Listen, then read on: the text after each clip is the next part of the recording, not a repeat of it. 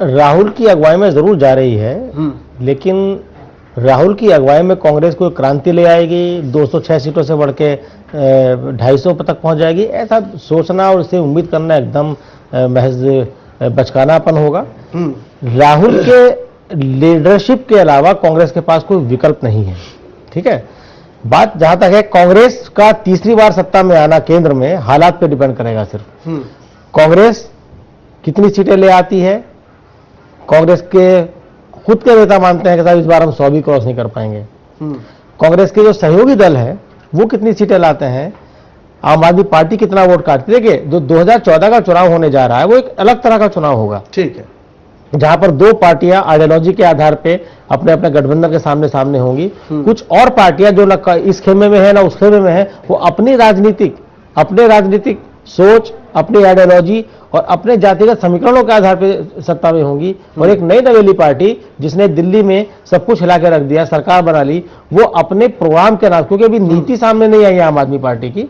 तमाम जो बड़े मुद्दे हैं, लोकसभा का चुनाव कोई नाली ठीक करा देंगे, खड़ंजा ठीक करा देंगे, उस पर ले जाने वाला नहीं है, वो नीतिगत मुद्दों पर होगा। और नीति के लिए वो शायद ड्राफ्ट अभी बना रहे हैं, क्योंकि किसी भी नेता से जब बात होती है तो कहते हैं कि अभी हम किसी नीतिगत मामले में बात नहीं करेंगे। बहरहाल वो जो भी उनका डॉक्यूमेंट सामने आएगा, तो जब तक वो नीतिगत चीजें सामने नहीं आएंगी तब तक कहना मुश्किल है, क्योंकि अभी तो जोश में हर आदमी झाड़ू उठाए हाथ में घूम रहा है। अब वो झाड़ू किस पे फेरेगा ये अभी। ठीक है, यूसुफ जी, कांग्रेस के अंदर आपने काफी करीब से कांग्रेस को देखा है, कांग्रेस को परखा है, उसकी नीति और दशा दिशा सब देखी है आपने।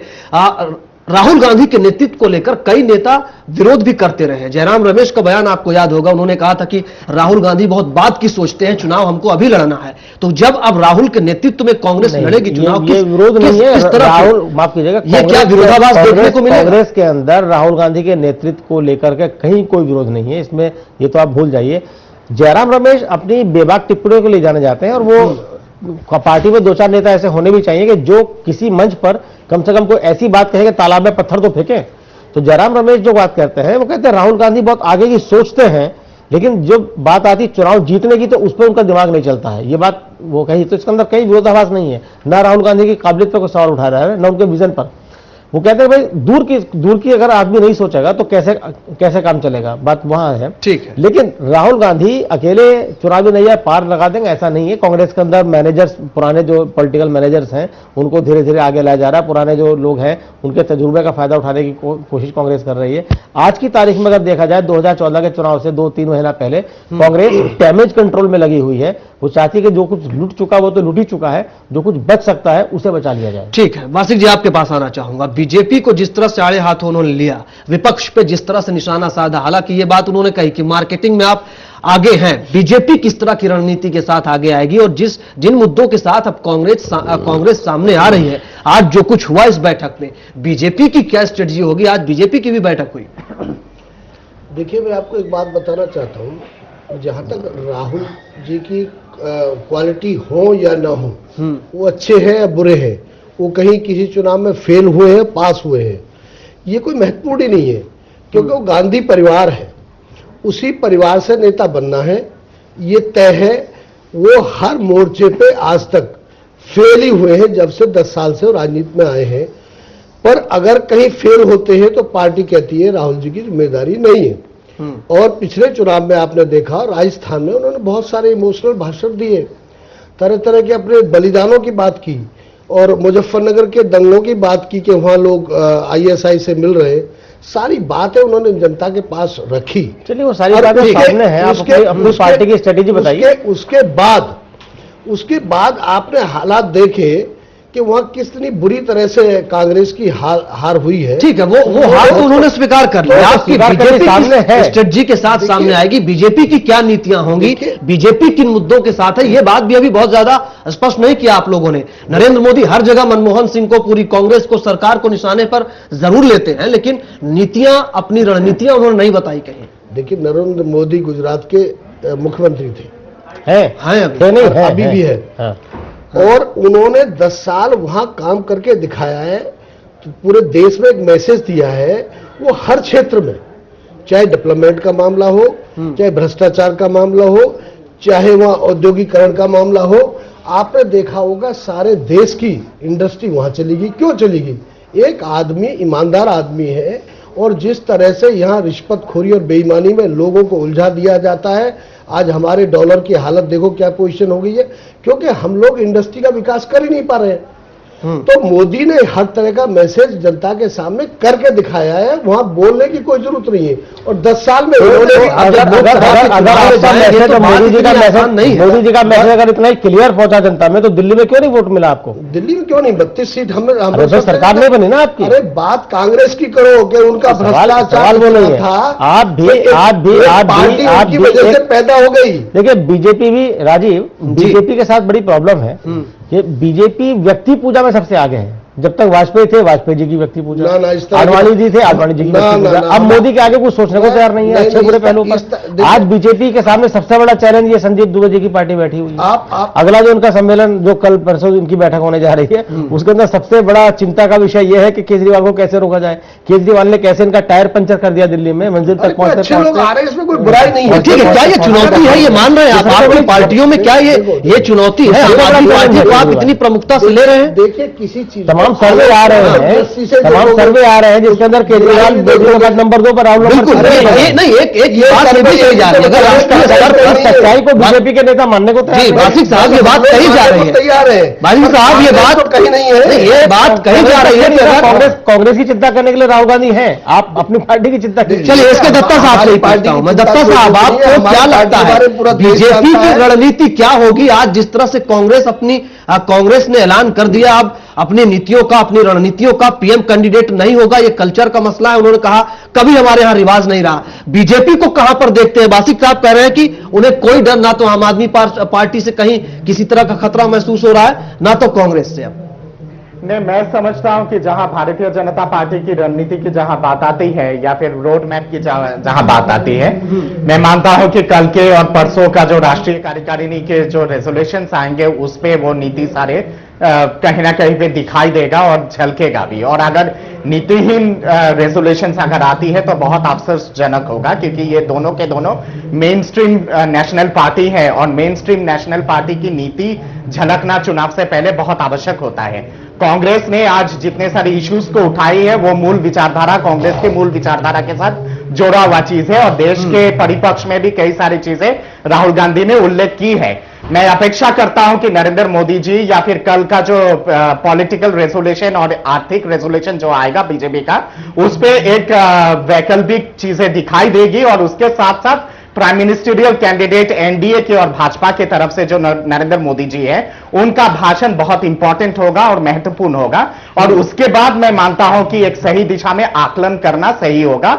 अभी मतलब जल्दबाजी होगा ये कहना कि बीजेपी की कोई नीति नहीं है या फिर नीतिगत आधार पे कुछ बातें नहीं रख रही है। थोड़ा सा और अपेक्षा करना चाहिए। 48 नहीं, ये बात दरअसल मोदी की जहां जहां रैली होती है उसमें सामने आती है। यूसुफ जी, आपके पास आना चाहूंगा। राहुल गांधी जी ने एक और जिक्र किया कि 15 लोकसभा सीटों पर वो डायरेक्ट कैंडिडेट चुनेंगे, लोगों के जरिए, लोगों की राय के जरिए। ये क्या उस बात से इसको जोड़कर देखा जाए? राहुल गांधी ने कहा था कि आम आदमी पार्टी से सीखने की जरूरत है। बिल्कुल, आम आदमी पार्टी का इफेक्ट है जिस तरह से आम आदमी, लेकिन देखिए बारीकी में जाएंगे तो गड़बड़ हो जाएगी, क्योंकि आम आदमी पार्टी दिखाने के लिए तो कहती साहब हमारे जनता के है, लेकिन अब उस प्रोसेस पे सवाल उठने लगे हैं जी। अभी पार्टी की पार्लियामेंट्री बोर्ड की बैठक हुई नहीं है और कुमार विश्वास अमेठी में रैली कर रहे हैं, साहब ऐलान कर दिया गया और लोगों से आप पर्चे मंगा रहे हो। 15 तारीख आखिरी तारीख है, 12 तारीख को राहुल गांधी कुमार विश्वास कर, तो कुमार विश्वास के लिए, अरविंद केजरीवाल के लिए, मनीष सिसोदिया के लिए कानून कुछ और है पार्टी का, और बाकी लोगों के लिए कुछ और है।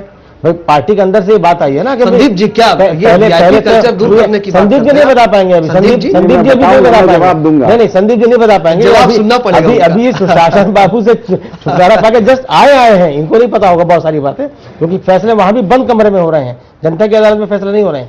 राहुल गांधी ये कह सकते हैं कि आम आदमी पार्टी से राहुल गांधी ने सीखते हुए ये फैसला जरूर किया है। उन्होंने ये भी कहा कि बाहरी लोगों को टिकट नहीं मिलेगा। दूसरी बात, कांग्रेस पहले भी इस तरह के एक्सपेरिमेंट कर चुकी है, पहली बार नहीं है। ये भी हो सकता है कि संदीप जी दूसरे पार्टी छोड़ के आम आदमी पार्टी पे आए हैं किसी आश्वासन के साथ, शायद इनका भी घोषणा हो जाएगा कि फलाना जगह से चुनाव लड़ लेंगे और वो 15 तारीख से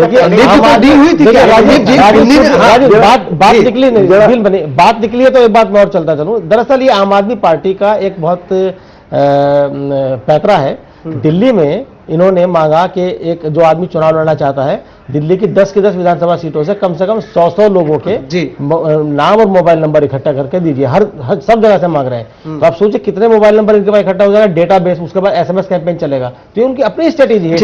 चलिए मैं संदीप जी आपके पास आऊंगा। हमारे साथ जयवीर शेरगिल जी जुड़ चुके हैं, नेता कांग्रेस, थोड़ा देर से पहुंचे हमारे इस बहस में। जयवीर जी, क्या लगता है आप कांग्रेस जिस रणनीति के साथ सामने आती हुई दिख रही है, राहुल गांधी जी ने जिन वादों का, जिन नीतियों का और जिन रणनीतियों का जिक्र किया आज, वो कितना कारगर होगा आपकी पार्टी के लिए? देखिए, राहुल जी का आज भाषण एक निडर, उत्साहित और क्लियर और स्पेसिफिक भाषण था। ये भाषण कांग्रेस की सोच और बाकी पार्टियों की सोच में अंतर दिखाता है। हमारा लक्ष्य सिर्फ 2014 का चुनाव नहीं है, हम लॉन्ग टर्म रिफॉर्म अपनी आने वाली पीढ़ी के लिए देश को तैयार कर रहे हैं। आज के खास पॉइंट्स, 2-3 पॉइंट्स उनकी स्पीच के बहुत महत्वपूर्ण है।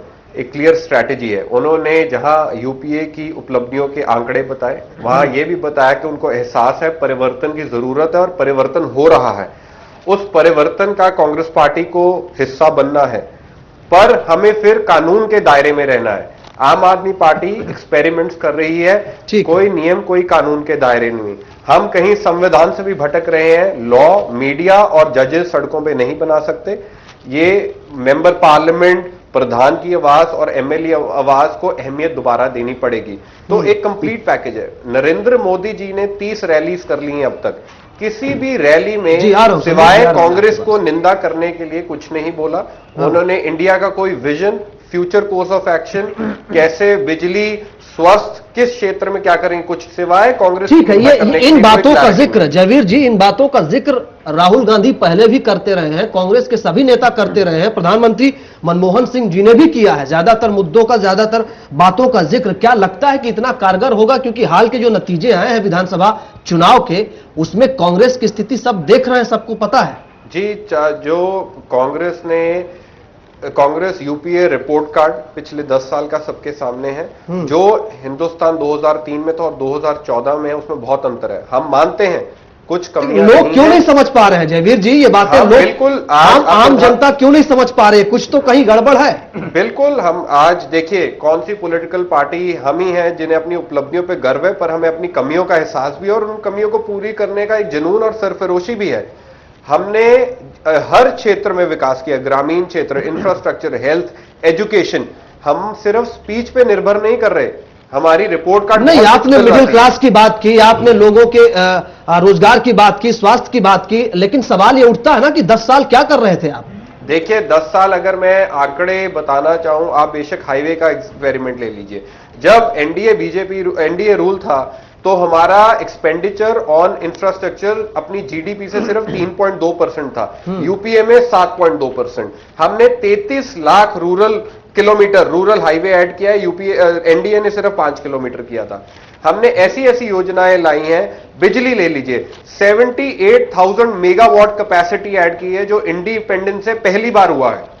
आप 55% ग्रामीण क्षेत्र में घर है जिनमें बिजली आई है। ठीक है, तो ठीक है, ये बातें ठीक है, आप कह सकते हैं अपनी, लेकिन जिन जिन बातों का जिक्र उन्होंने किया, आरटीआई का भी जिक्र किया, लोकपाल का भी जिक्र किया, सभी चीजों का जिक्र किया, यूसुफ जी क्या जो जयवीर नहीं बता पाए। हाँ, देखिए, मुझे याद है जब 2004 में, कुछ पुरानी हो गई। नहीं, 2004 में जब एक फैसला हुआ कि एक नेशनल एडवाइजरी काउंसिल बनेगी और उसमें तमाम जो सोशल एक्टिविस्ट हैं वहां से चुन के लिए जाएंगे और एक बाकायदा 20-21 लोगों की नेशनल एडवाइजरी कमेटी काउंसिल सामने आई, वो प्रधानमंत्री को सलाह मशवरा देगी। उसी की सलाह पर ये 2-3 कानून आए, आरटीआई, जिसकी बदौलत आज अरविंद केजरीवाल मुख्यमंत्री बने हैं। ऐसी बात है, बुनियादी बदलाव कांग्रेस ने किए हैं, तो विजन एक था और यही जो पब्लिक का, सिविल सोसाइटी का डायरेक्ट पार्टिसिपेशन हो सकता है सरकार के कामकाज में, वो एक बहुत गजब का एक्सपेरिमेंट 2004 में था। मुझे याद है बीजेपी के बड़े नेता अरुण जेटली ने कहा था कि ये जो एनएसी है सोनिया गांधी का, ये मार्शल स्ट्रोक है और ये अगले साल भी उनको सत्ता में लाएगा, और लाया वो सत्ता में। अब 2009 के बाद जो यूपीए की सरकार मात कहां खा गई कि जो प्रोग्राम बनाया, फ्लैगशिप जो प्रोग्राम्स थे, उनमें घोटाले हो गए। यानी नीति सही थी, नीयत खराब हो गई जी। और अभी उसके बाद घोटाले पर घोटाला, उसकी वजह से सारा काम इनका खराब हो गया और उसके बाद यूपीए का कुरबा बिखरने लगा और आज कांग्रेस जो है कुछ चंद साथियों के साथ खड़ी है, लेकिन अभी भी कांग्रेस ने एक पासा फेंक दिया है। सुशील कुमार शिंदे ने जब 2-3 दिन पहले कहा था कि शरद पवार को वो प्रधानमंत्री बनते हुए देखना चाहते हैं, तो वो कोई ऐसा वेग स्टेटमेंट नहीं था। ये कांग्रेस के अंदर से बहुत सोची समझी इस रणनीति के तहत स्टेटमेंट आया है। संदीप जी कुछ कहना चाहेंगे? अगर कांग्रेस किसी वजह से उस पोजीशन में नहीं आती है तो अपने सहयोगियों में से भी वो किसी को आगे कर सकती है। ठीक है, संदीप जी। मेरे मित्र पूछ रहे थे कि आप पार्टी की आर्थिक नीति क्या है। उन्होंने पूछा कि आप पार्टी किसी की गोद में बैठ के संदीप भाई मत बोलिए, अभी आपको भी नहीं पता। मैं इसको और आगे बढ़ाना चाहता हूं कि साहब देखिए, ऐसी कोई बात नहीं है। व्यक्तिगत तौर पे मैं आपको बताऊं, और ना कोई व्यक्तिगत कोई डील हुई है, ऐसी कोई यहाँ परिकल्पना भी नहीं की जा सकती। ये पार्टी की परिकल्पना सुनिए मेरी बात, इस पार्टी की परिकल्पना स्वराज की है और स्वराज को समझने की जरूरत है। अगर गांधी को आपने इस देश में नहीं समझा, जिसने सबसे ज्यादा घूम घूम के पूरे देश ये कौन तय करेगा कि गांधी को किसने हमने समझा, हमने समझा, हमने स्वराज की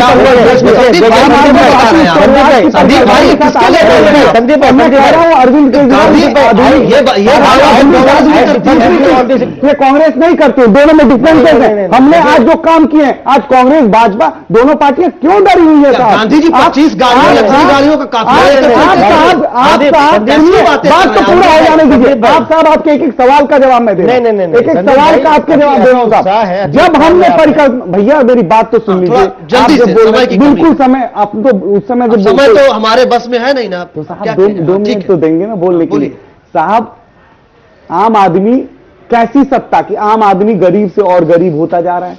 महंगाई के कारण कल जो दाल रोटी चावल सब्जी खाने वाला व्यक्ति था, वो दाल और रोटी में सिमट गया। ये विकास का मॉडल हमारे देश में। आम आदमी के पास काम नहीं है, उसको वो बेरोजगार है। तो गांधी का जो स्वराज था वो ये था कि आम आदमी को समृद्ध किया जाए, मजबूत किया जाए, ताकतवर बनाया जाए। ठीक है, वापस ये स्वराज की परिकल्पना पूरी होगी। मासिक साहब जल्दी से। जयवीर जी ने हाईवेज की बात करी। 65 साल में इन लोगों ने कुछ नहीं किया। जब माननीय अटल बिहारी वाजपेयी ने रोड की बात की, नदियों को जोड़ने की बात की, जी बता रहा हूं सर, तो उस